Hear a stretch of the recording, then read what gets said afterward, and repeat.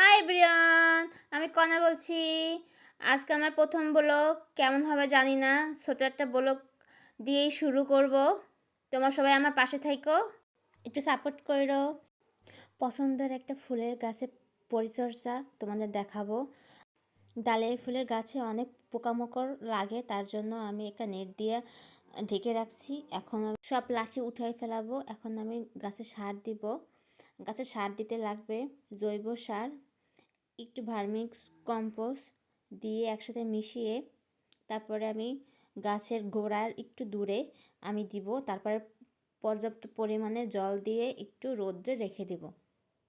তাহলেই আমার গাছটা অনেক পরিমাণে পুষ্টি পাবে।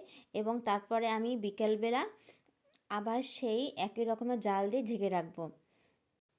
রাত্রে আর পোকামাকড়ে উত্তপ্ত করতে পারবে না।